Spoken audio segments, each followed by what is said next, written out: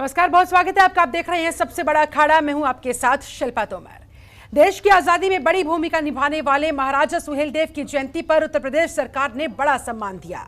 बहराइच में महाराजा सुहेलदेव स्मारक स्थल की आधारशिला रखने मुख्यमंत्री योगी आदित्यनाथ बाकायदा चित्तौरा पहुंचे। पीएम नरेंद्र मोदी वर्चुअली कार्यक्रम से जुड़ते नजर आए। इस दौरान पीएम मोदी ने अपने संबोधन में कहा कि अपने पराक्रम से मातृभूमि का मान बढ़ाने वाले राष्ट्र नायक महाराजा सुहेलदेव की जन्मभूमि और ऋषि मुनियों ने जहां तप किया, उस पावन धरती बहराइच को मैं नमन करता हूं। तो वहीं दूसरी तरफ सीएम योगी आदित्यनाथ ने कहा, 1000 साल बाद महाराजा सुहेलदेव को पहली बार किसी सरकार ने याद किया है। तो फिलहाल यूपी में जैसे जैसे 2022 का रण करीब आता जा रहा है, वैसे वैसे तमाम दलों को महाराजा सुहेलदेव की याद क्या सिर्फ राजभर वोट बैंक के लिहाज से आ रही है? बड़ा सवाल है। क्या सुहेलदेव के बहाने राजभर का किला भेदने की एक कवायद है? बरसों बाद क्यों याद आई महापुरुषों से नाइंसाफी की बात? और सम्मान के फॉर्मूले से 22 का रण होगा फतेह? आज करेंगे इसी मुद्दे पर चर्चा। ऐसे में तमाम सवाल खड़े हो रहे हैं। मसलन सुहेलदेव के सम्मान से क्या बदलेगा वोटों का गणित? जी हाँ, बहुत महत्वपूर्ण सवाल है। जिस तरह से हर कोई राजभर समाज को टारगेट करने में जुटा हुआ है, उसे रिझाने में जुटा हुआ है, उसे अपने समर्थन में लेने में जुटा हुआ है, अब राजभर समाज की महाराजा सुहेलदेव की सम्मान की बात याद आने लगी है। तो क्या ऐसे में ये वोटों का गणित बदल देने वाला है? 2022 के लिए ये जो सम्मान का फॉर्मूला निकलकर सामने आ रहा है, क्या ये हिट हो पाएगा? यूपी में ओपी राजभर के किले को क्या भारतीय जनता पार्टी भेद पाएगी? ये भी बहुत बड़ा सवाल, महत्वपूर्ण सवाल, और आज इन्हीं तमाम सवालों के हम जवाब लेंगे। हमारे साथ एक पूरा खास पैनल इस समय जुड़ा हुआ है, उनका मैं तारुफ आपसे करवा देती हूँ। हमारे साथ हरीशचंद्र श्रीवास्तव, बीजेपी प्रवक्ता है, वो जुड़े हुए हैं। बहुत बहुत स्वागत है सर आपका। अरुण राजभर हमारे साथ सुभाषपा के महासचिव हैं, वो जुड़े हुए हैं। बहुत स्वागत है आपका भी। सपा नेता फखरुल हसन चांद जी हमारे साथ है, आपका भी बहुत बहुत स्वागत है सर। संजय गुप्ता कांग्रेस नेता हमारे साथ जुड़े हुए हैं, आपका भी बहुत स्वागत। और राजनीतिक विश्लेषक विपिन शर्मा हमारे साथ खुद स्टूडियो में मौजूद है। आप सभी मेहमानों का सबसे पहले बहुत बहुत स्वागत करती हूँ मैं। चर्चा की शुरुआत हरीशचंद्र श्रीवास्तव जी आप ही के साथ। बरसों बाद आप लोगों को महाराजा सुहेलदेव की याद आई, महाराजा सुहेलदेव के सम्मान की चिंता सताई, आखिर क्यों? शिल्पा जी, भारतीय जनता पार्टी का यशस्वी नेतृत्व और भारतीय जनता पार्टी के सभी कार्यकर्ता हाँ, उन सभी महापुरुषों का गौरवगान करते हैं, उन सभी महापुरुषों का अभिनंदन करते हैं जिनका इस राष्ट्र जीवन में योगदान है, जिन्होंने राष्ट्र के मान सम्मान स्वाभिमान को गौरवान्वित किया है। महाराजा सुहेलदेव भी 11वीं शताब्दी में मुगल आक्रांताओं से गजनवी के सेनापति सैयद सालार महमूद गाजी को परास्त किया था उन्होंने। हाँ। और लंबे अरसे तक वहाँ ये जो मुगल आक्रांता थे उनको प्रवेश नहीं करने दिया था। ऐसे महापुरुष का गौरवगान भारतीय जनता पार्टी करती आई है। अगर आपको स्मरण हो तो वर्तमान में माननीय गृह मंत्री आदरणीय अमित शाह जी और उस समय भारतीय जनता पार्टी के राष्ट्रीय अध्यक्ष थे, वो भी बहराइच गए थे और महाराजा सुहेलदेव के हाँ? जो उनको नमन करने के लिए, उनका गौरवगान करने के लिए वो बहराइच गए थे और एक बड़ा कार्यक्रम हुआ था। तो कोई ये नहीं है कि भारतीय जनता पार्टी पहली दफा एक कार्यक्रम कर रही हो। आज माननीय प्रधानमंत्री जी ने उनके स्मारक का शिलान्यास किया, माननीय मुख्यमंत्री जी, माननीय प्रधानमंत्री जी ने उनके स्मारक का शिलान्यास किया है और महाराजा सुहेलदेव मेडिकल कॉलेज का लोकार्पण का कार्य किया है। तो भारतीय जनता पार्टी वोट की दृष्टि से महापुरुषों का गौरवगान नहीं करती। ये हमारे जो महापुरुष हैं इन्हीं से लोग प्रेरणा लेते हैं। आप कह रहे हैं कि वोट की दृष्टि से आप लोग महापुरुषों का सम्मान करने का काम नहीं करते हैं, दिल से सम्मान करते हैं। चलिए ठीक है, लौटूंगी आपके पास। हमारे साथ अरुण राजभर भी जुड़े हुए हैं, सुभाषपा के महासचिव है। अरुण जी, आपको क्या लगता है, क्या सुहेलदेव के बहाने, महाराजा सुहेलदेव के सम्मान के बहाने राजभर के किले को भेदने की पूरी कवायद? देखिए, इन लोगों की सबसे बड़ी साजिश ये है कि महाराजा सुहेलदेव राजभर की जयंती मनाएंगे, उनके मूर्ति पर माला पहनाएंगे, पर उनके वंशजों को शिक्षा, स्वास्थ्य, रोजगार, नौकरी, न्याय, हिस्सेदारी जब देने की बात आएगी तो मुकर जाएंगे। यही काम जब हम इनके साथ थे तो हमने कहा कि महाराजा सुहेलदेव राजभर के वंशजों को जो आजादी के बाद से अब तक सिपाही दरोगा, बाबू चपरासी, लेखपाल, DM, SDM, doctor, master, engineer, collector बनने का मौका नहीं मिला है, तो बाबा साहब भीमराव अम्बेडकर ने जो आरक्षण की व्यवस्था संविधान में कराया है, जो माननीय बीपी सिंह जी ने आरक्षण की व्यवस्था कराई है, उसमें हमको हिस्सेदारी दे दो, ताकि हमारे समाज को भी हिस्सेदारी मिल जाएगा, तो थाने तहसील ब्लॉक कचहरी पर आ जाएगा। तब इनको महाराजा सुहेलदेव याद नहीं है, क्योंकि हम उनको वोट दिला रहे थे। 146 विधानसभा में 20,000 से लेकर के 90,000 वोट अकेले राजभर का है, और आबादी 18%। अब 18% आबादी का वोट जब इनके साथ था, जब मैं लेकर के खड़ा था, तब इनको याद नहीं आया। तब हमने ये चिट्ठी लिखा था कि उत्तर प्रदेश में जो महाराजा सुहेलदेव राजभर का बहराइच में किला है, उनको सुंदरीकरण करने के लिए, उनको चारदीवारी घेरने के लिए 118 करोड़ 22 फरवरी 2018 को पैसा अलॉट करा दिया। अब 22 फरवरी 2018 से 2021 को कैसे याद आ गया? क्योंकि हम उनका साथ छोड़ दिए। हमने कहा कि 10% दलित सवर्णों को 72 घंटा में दे देते हो, तो हमारे जो वंशज है सुहेलदेव राजभर के, इनको 72 घंटा में सामान्य न्याय समिति रिपोर्ट लागू करके दे दो। तब ये सरकार मुकर गई। तो ये सिर्फ महाराजा सुहेलदेव राजभर को बांटना चाहते हैं। ठीक है अरुण राजभर, आपने वाजिब सवाल खड़ा किया है, ठीक है, इसका जवाब हरीश श्रीवास्तव को देना होगा। हरीश जी, आप महाराजा सुहेलदेव की मान सम्मान की बात तो करते हैं, लेकिन सवाल पूछ रहे हैं अरुण राजभर कि उनके वंशजों के लिए जो आपको वास्तविकता में करना चाहिए आपकी सरकार आने के बाद, वो काम आप लोगों ने नहीं किया, तो ये फिर किस तरह का मान सम्मान हुआ? क्या ये सिर्फ दिखावे के लिए, 2022 के आगामी रण के लिए? नहीं, बिल्कुल नहीं। अरुण राजभर जी को मालूम है कि भारतीय जनता पार्टी सबके साथ सबके विकास की राजनीति करती है, और अरे सबका साथ सबका विकास उत्तर प्रदेश के एक एक व्यक्ति के ठीक है, अरुण जी आपने अपनी बात रख ली, आपने अपनी बात रख ली, हरीश जी की बात सुनिए। और आरक्षण का पता नहीं उनके बच्चों को किससे। अरुण जी ठीक है, लौटूंगी आपके पास भी, बहुत समय अभी हमारे पास, एक एक करके सुन तो लीजिए। ठीक है हरीश जी बोलिए। 8:30 बजे कॉल करूंगा। भारतीय जनता पार्टी सबके साथ सबके विकास के लिए काम करती है, हाँ? और उसमें सभी उत्तर प्रदेश के सम्मानित नागरिक शामिल हैं। और मैंने जैसा पहले बताया, हमारे सवालों का जवाब दिया इन्होंने कि हमारे गृह मंत्री जी तत्कालीन राष्ट्रीय अध्यक्ष बहराइच जाकर के उन्होंने महाराज सुहेलदेव का गौरवगान किया था। सर आपसे जो सवाल पूछा गया था, अरुण राजभर ने कहा है कि दरअसल राजभर समाज के जितने भी वंशज हैं, सुहेलदेव के जितने भी वंशज हैं, उन लोगों के लिए, उनके रोजगार के लिए, उन लोगों की रोजी रोटी के लिए, या फिर उनके बेहतर भविष्य के लिए आप लोगों ने धरातल पर उतरकर क्या काम किया है, ये सवाल आपसे पूछा गया था, जिसको आप गोलमोल करते नजर आए। चलिए ठीक है, लौटूंगी आपके पास। मेरे पास और भी खास मेहमान जुड़े हुए हैं, पहले मैं उनको भी चर्चा में शामिल कर लूं, उसके बाद में आपसे जवाब दूंगी। ठीक है ठीक है, फखरुल हसन चांद हमारे साथ सपा नेता जुड़े हुए हैं, और उसमें राजभर लोग भी शामिल हैं। ठीक है सर, लौटूंगी आपके पास। सर सभी को मौका देना होगा। सपा नेता फखरुल हसन चांद हमारे साथ जुड़े हुए हैं। हसन जी, कहा जा रहा है कि 2022 के मद्देनजर ये जो 18% वोट है राजभरों का, उस पर बीजेपी की नजर है। आप लोग कहां स्टैंड कर रहे हैं? बीजेपी तो कह रही है भाई हम तो महापुरुषों का सम्मान करते हैं, और ये तो पहली बार नहीं है कि हमने कोई कार्यक्रम किया है, तो फिर सियासत कैसी? देखिए, भारतीय जनता पार्टी तो सियासत करने के लिए ही महापुरुषों के नामों का इस्तेमाल करती है। ये आपने आज माननीय प्रधानमंत्री जी के पूरे भाषण में आपने देखा कि पूरा भाषण उनका विपक्ष को केंद्र में रख के पूरा भाषण उनका था, सिर्फ और सिर्फ विपक्ष की आलोचना ही उनका पूरा भाषण था।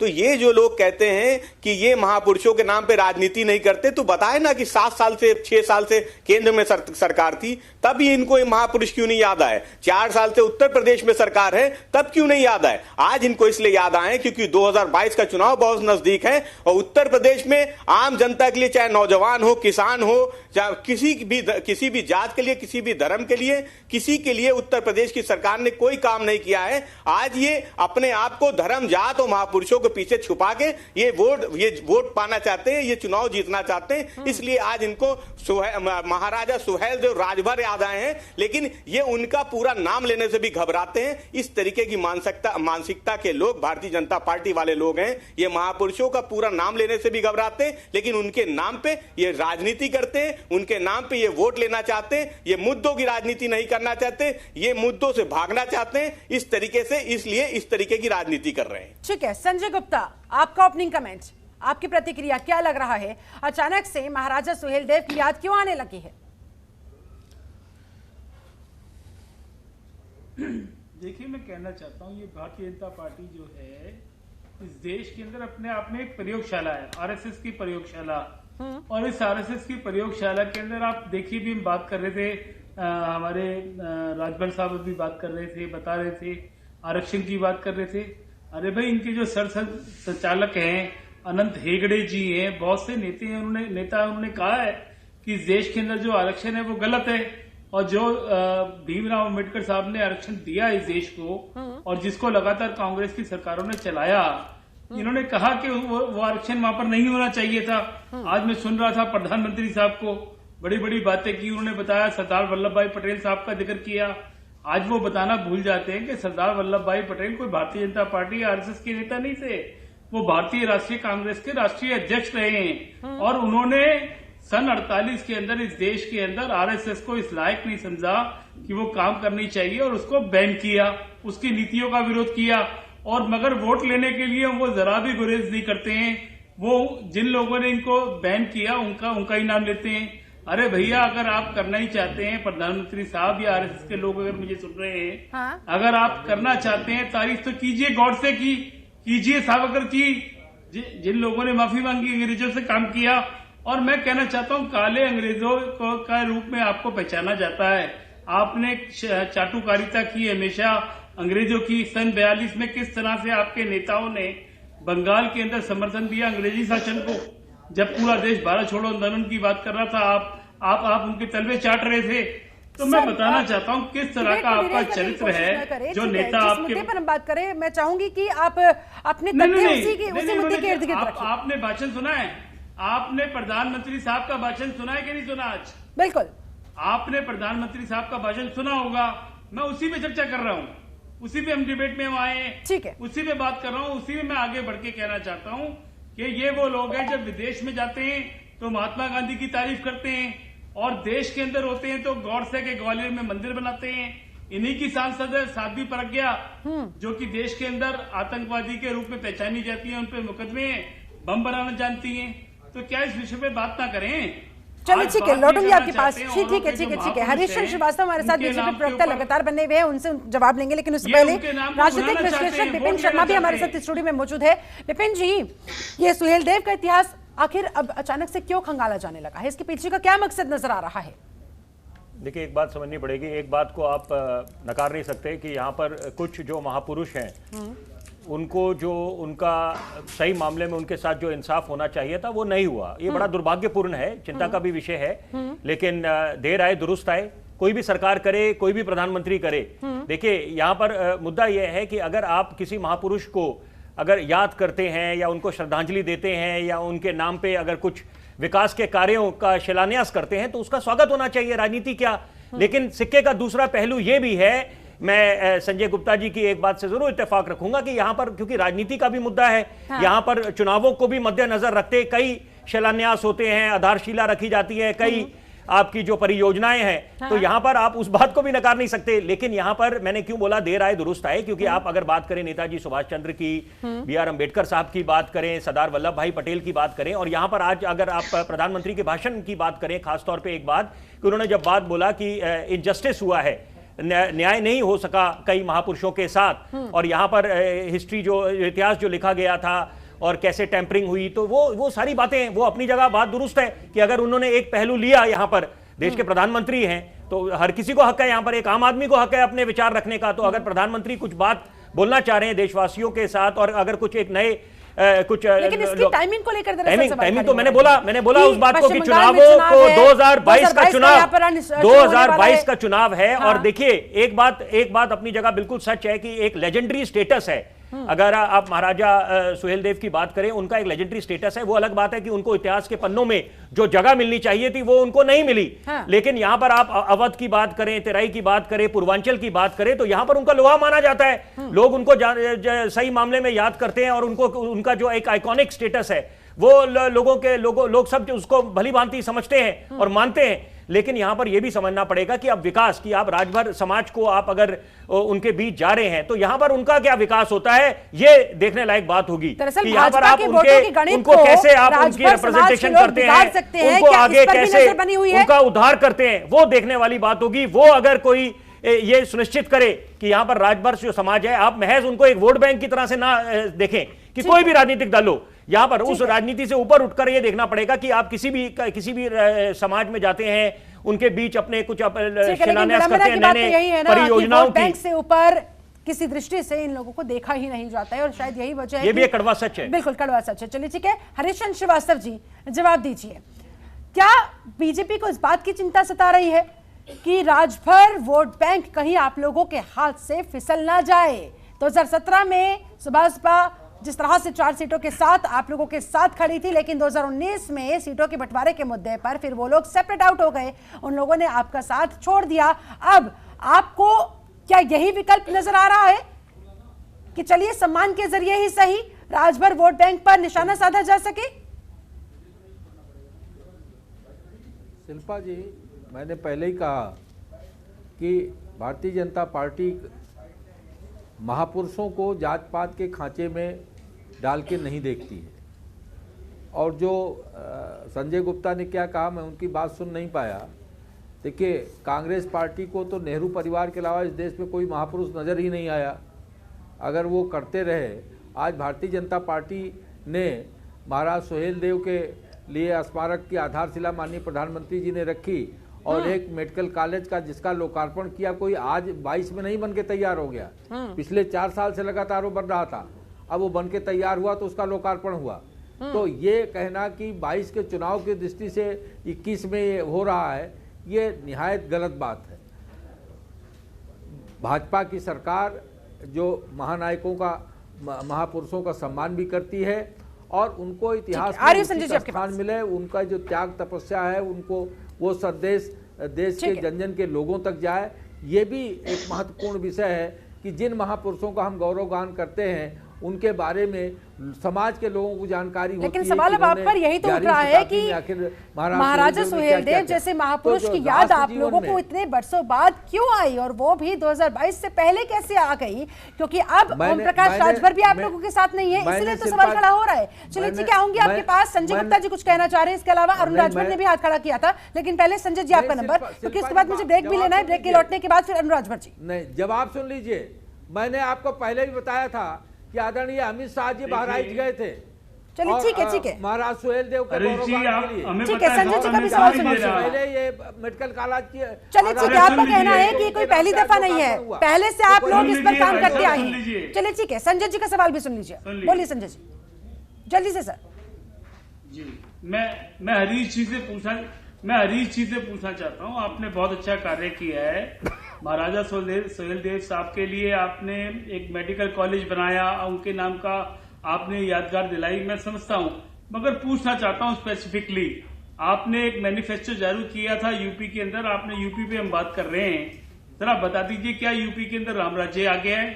जो वायदे आपने किए थे वो सारे कार्य पूरे हो गए हैं, अच्छे दिन आ गए हैं, 15 लाख मिल गए हैं, नौकरी मिल गई है, किसानों के साथ आप क्या कर रहे हैं? लेबर मजदूर को आपने वादा किया था 18,000 का मिनिमम वेज मिलेगा, क्या मिल गया है? मैं पूछना चाहता हूँ, इस देश के अंदर महंगाई कम हो गई है, मैं आपसे पूछना चाहता हूँ उत्तर प्रदेश में महंगाई कम हो गई है। ठीक है, इन सारे सवालों के जवाब हरीशचंद्र श्रीवास्तव से लेंगे, लेकिन फिलहाल हमें रुकना होगा एक बहुत छोटे से ब्रेक के लिए। सर, मेरी मजबूरी है छोटे से ब्रेक के लिए, मुझे यहाँ पर रुकना होगा। ब्रेक के बाद लौटूंगी तो चर्चा को आगे बढ़ाएंगे और ये जो संजय गुप्ता ने सवाल खड़े किए हैं इसका जवाब हरीशचंद्र श्रीवास्तव जी से लेंगे, लेकिन इसके अलावा ये भी हम चर्चा में जाने की कोशिश करेंगे कि दरअसल राजभर समाज के ये जो तकरीबन 2.5 लाख वोटर्स है, जिन पर सभी की निगाहें लगातार बनी हुई है, लगातार टिकी हुई है, हर संभव तरीके से कोशिश होगी हर एक राजनीतिक दल की कि किसी तरह से इन लोगों को रिझाया जा सके, अपने पक्ष में लाया जा सके। ऐसे में इसी के मद्देनजर क्या कवायद अब शुरू हो चुकी है, जिसकी शुरुआत भारतीय जनता पार्टी ने आज कर भी दी है। अरुण राजभर भी हमारे साथ सुभाषपा के महासचिव जुड़े हुए हैं।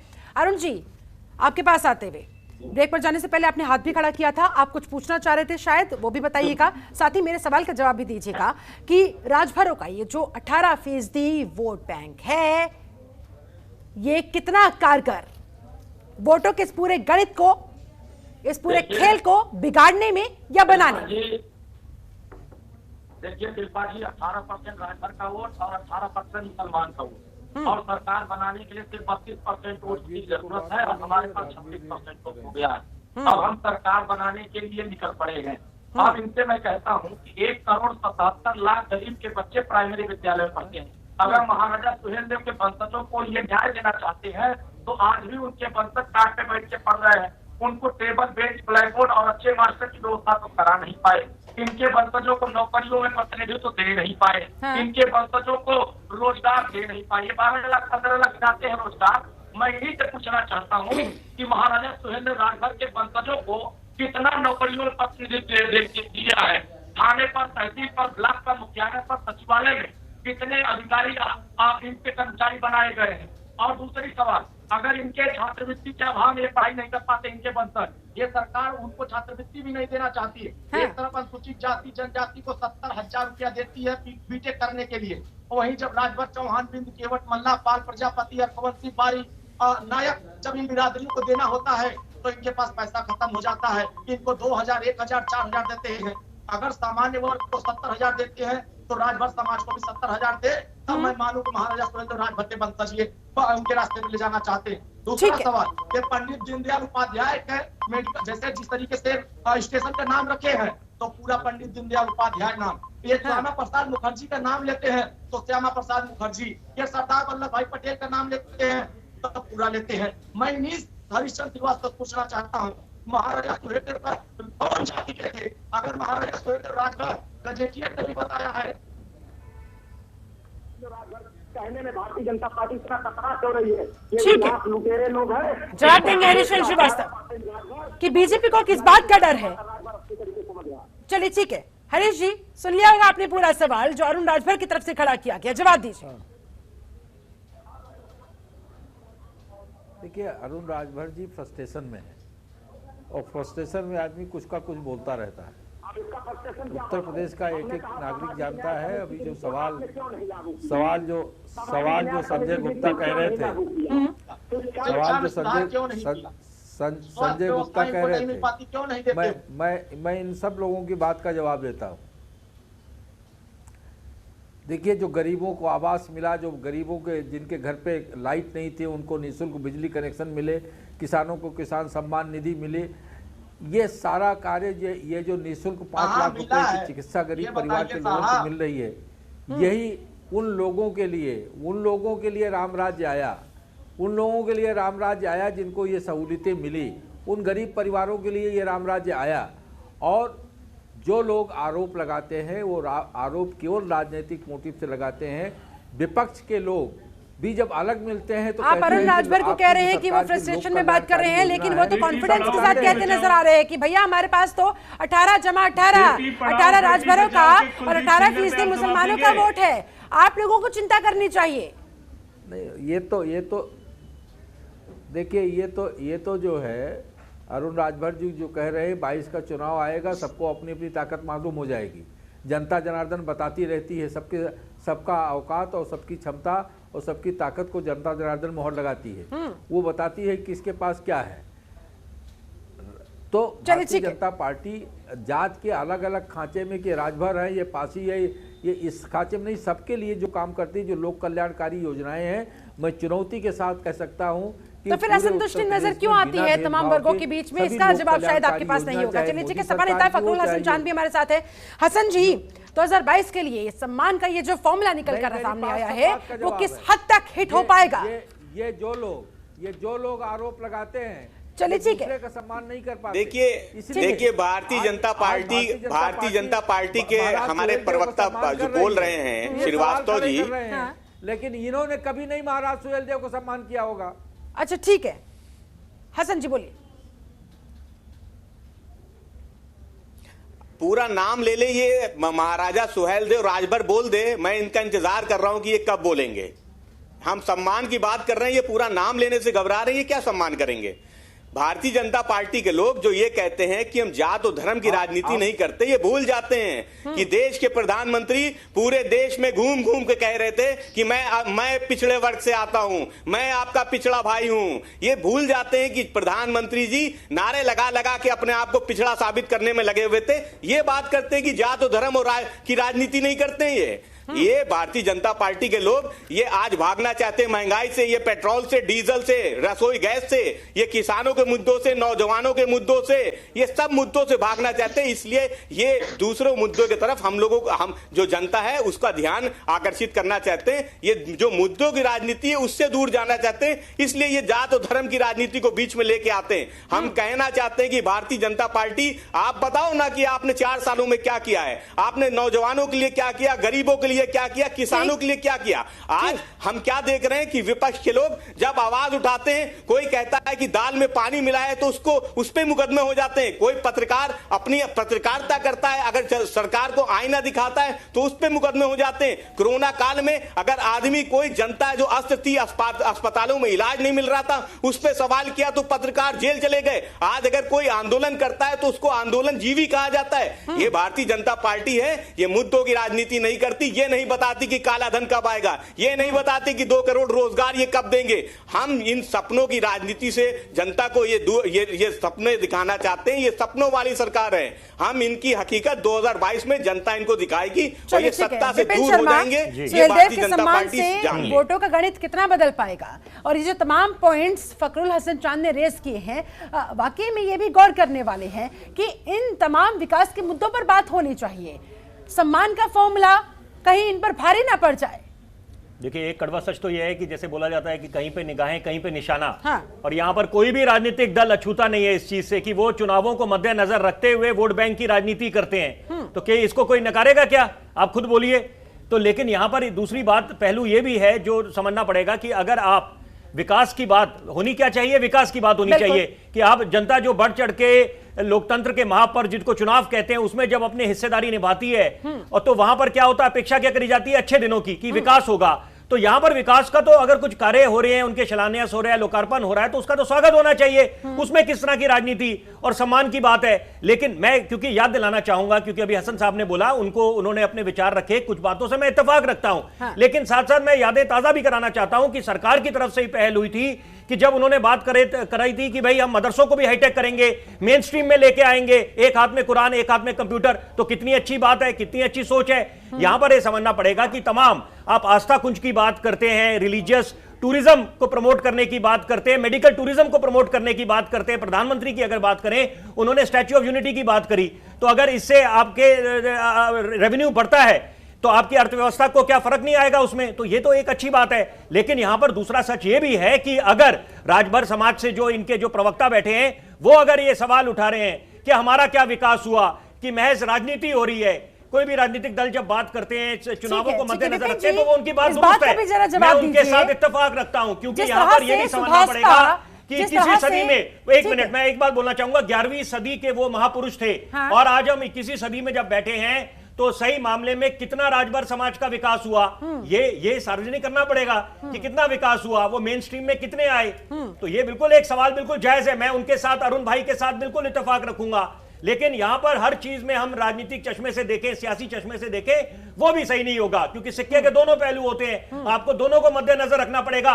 और क्योंकि जिक्र हुआ अभी दिशा रवि को लेकर, कि आजकल देखिए यहां पर तो वो बात है, ऐसे तो सवाल ये भी उठेगा कि रिंकू शर्मा के नाम पे आप वहां पर आवाज नहीं उठी। तो दोहरे मापदंड, ये कथनी और करनी में जो फर्क होता है वो भी अच्छी बात नहीं है। यहां पर ये समझना पड़ेगा कि अगर दिशा रवि के उनको जो हिरासत में लिया गया, उनके खिलाफ जो कार्रवाई हो रही है, तो उसकी आलोचना हो रही है, तो यहां पर यह समझना पड़ेगा उसी स्वर में अगर आप ये भी बोल दें कि रिंकू शर्मा की जो हत्या हुई है, निर्मम हत्या हुई है, उसका भी अगर इस सियासी लड़ाई में सही गलत को नहीं पिसना देना चाहिए। सारे देश के अभिनिष्ठा है।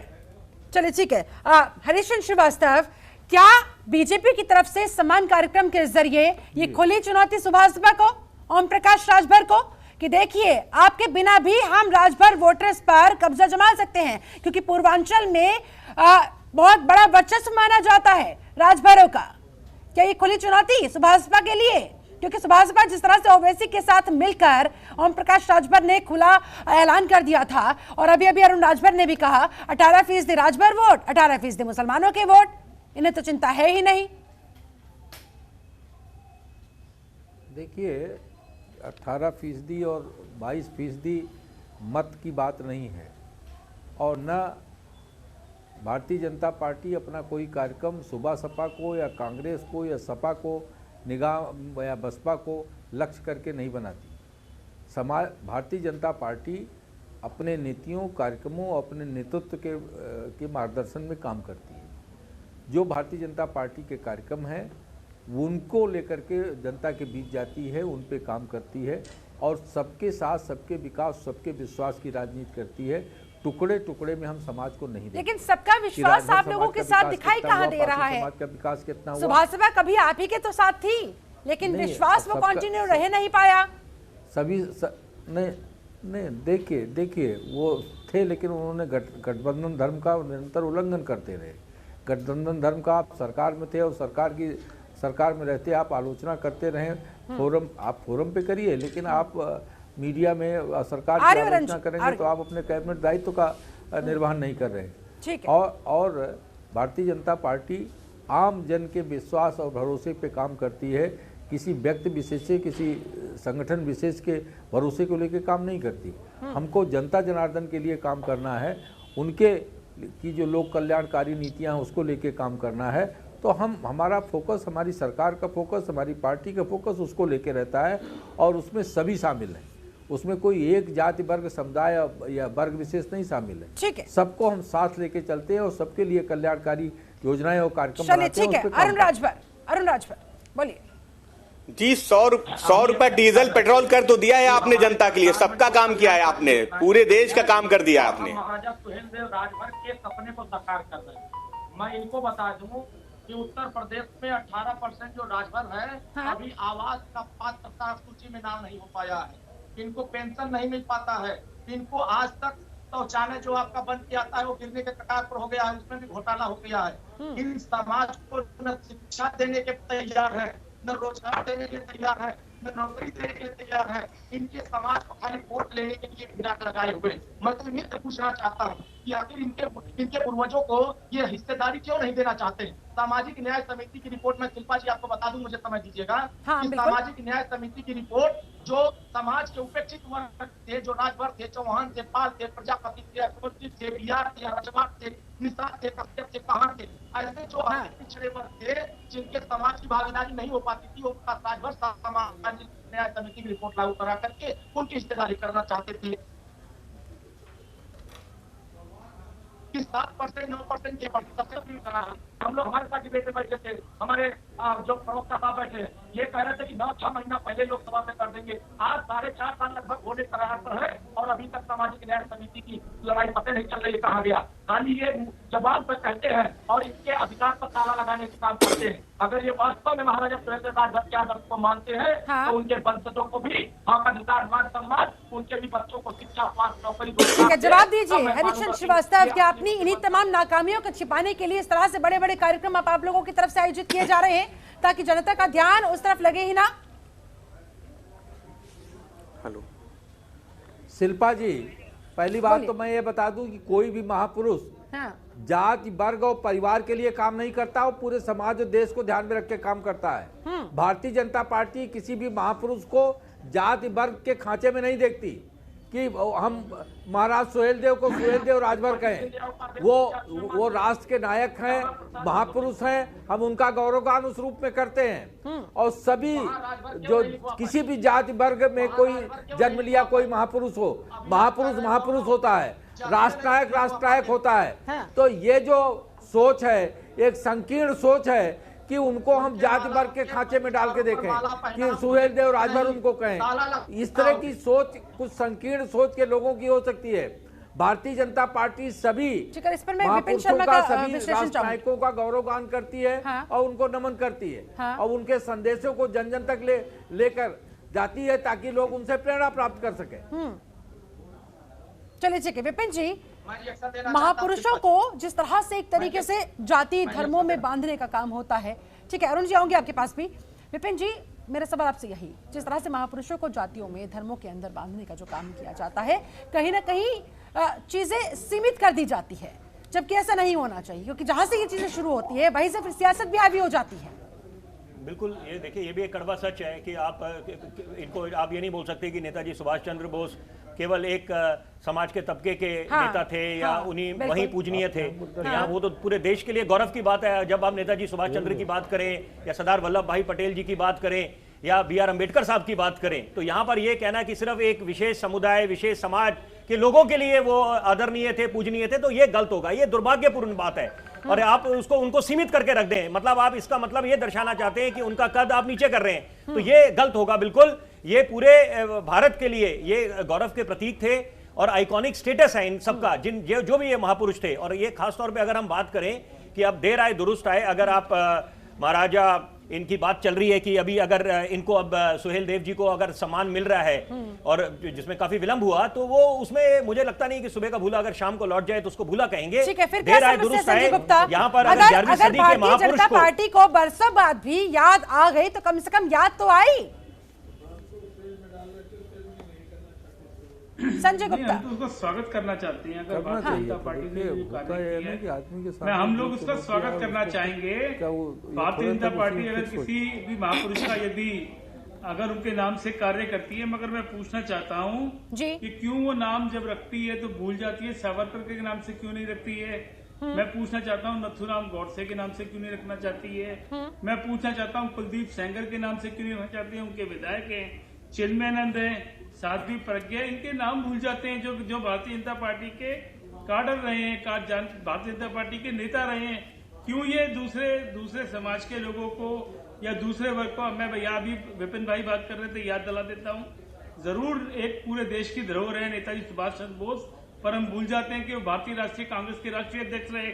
आप भूल जाते हैं, मैंने अभी बताया था, सरदार वल्लभ भाई पटेल साहब भारतीय राष्ट्रीय कांग्रेस के राष्ट्रीय अध्यक्ष थे। और जो बी आर अम्बेडकर साहब की बात हम कर रहे हैं, जवाहरलाल नेहरू जी की कैबिनेट के अंदर देश के प्रथम कानून मंत्री थे और उन्होंने देश का संविधान बनाया और उसके संविधान को भारतीय जनता पार्टी ने कभी माना नहीं है, केवल वोटों की राजनीति करना चाहते हैं। मैं पूछना चाहता हूं कि कौन से तरीके से हेमानंद बिस्वा, आप बात कर लीजिए, मुकुल राय, आप बात कर लीजिए, शुभेंदु अधिकारी, किस तरह से ऐसे नेताओं को जब ये विपक्ष में थे तो भारतीय जनता पार्टी के लोग इनका चरित्र भाई वो राजनीति है, देखिए वो राजनीति का तो ये एक ऐसा स्वरूप है, पार्टी को समझना पड़ेगा।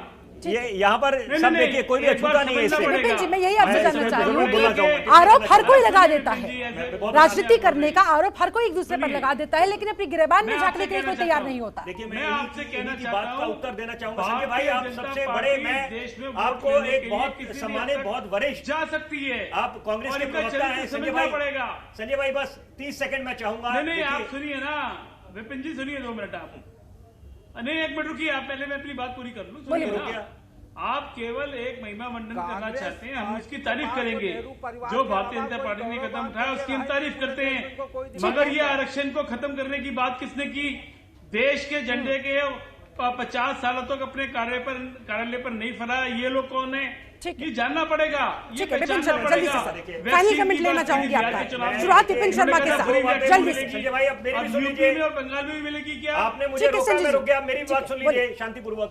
देखिए पहली बात तो इस समय चर्चा ये होनी चाहिए कि हम विकास और विकास को तवज्जो दें। कि आप एयरपोर्ट्स का क्या विकास हो रहा है, एयरपोर्ट्स कितने बने, नए रेलवे सड़कें कैसी है, अस्पताल कैसे हैं, स्कूल में व्यवस्था कैसी है, रोड कितने बने, तो वहां पर उसको होना चाहिए चर्चा। लेकिन हम और राजनीति को कर जाते हैं। लेकिन यहाँ पर मैं सबकी बात कर रहा हूँ संजय भाई, आपकी बात नहीं कर रहा।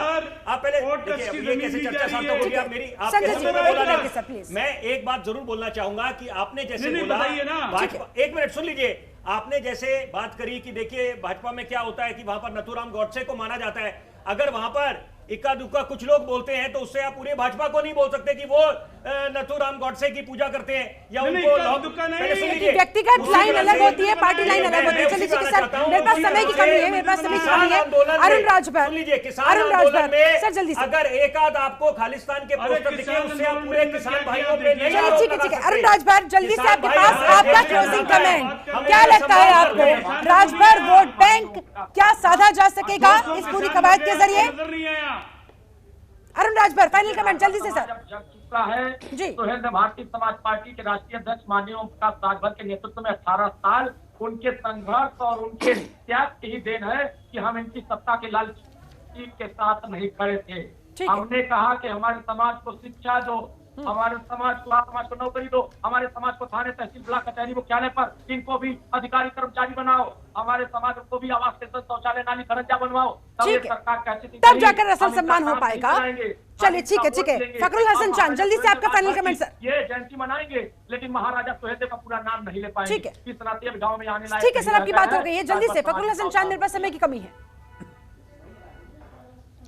देखिए 2022 का जनता, उत्तर प्रदेश की जनता बहुत इंतजार कर रही कि कब वो घड़ी आएगी जब उनको मतदान करने का अवसर प्राप्त होगा। और भारतीय जनता पार्टी से तब ये सवाल पूछा जाएगा कि कहां है वो पेट्रोल के दाम जो आपने कहा था कि कम हो जाएंगे, कहां है वो गैस के दाम जो आपने कहा था कम हो जाएंगे, कहां है वो 2 करोड़ रोजगार जो आपने कहा था मिल जाएंगे, कहां है वो काला धन जो आपने कहा था कि वापस आ जाएगा। नहीं, लेकिन इन चीजों को जरूर याद रखेगी जो सीधा सीधा उनकी जेब से जुड़ा हुआ मुद्दा होता है, जो सीधा सीधा उनके बजट से जुड़ा हुआ मुद्दा होता है। चलिए ठीक है, संजय गुप्ता आपका फाइनल कमेंट जल्दी से सर, 10 सेकंड आपके पास। संजय गुप्ता, देखिए 10 सेकंड, कैसे कैसे मंजर सामने आने लगे हैं। अब वोटों की खातिर राजनीतिक दल किस हद तक जाने लगे हैं। और बदल दो इन तालाबों का पानी, ये कमल के फूल कुमलाने लगे हैं। चलिए ठीक है, हरीश चंद्र श्रीवास्तव, जल्दी से आपका आखिरी कमेंट सर।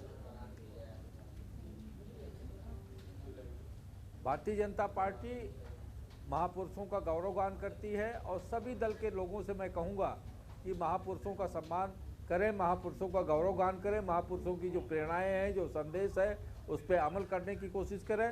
और भारतीय जनता पार्टी महापुरुषों, राष्ट्र गौरवगान करने के साथ साथ क्या विकास के नाम पर उन लोगों का भला भी आप लोग करेंगे, उनके वंशजों के बारे में भी चिंता आप लोग करेंगे। जनता के मुद्दों पे जनता की बात कब करेंगे?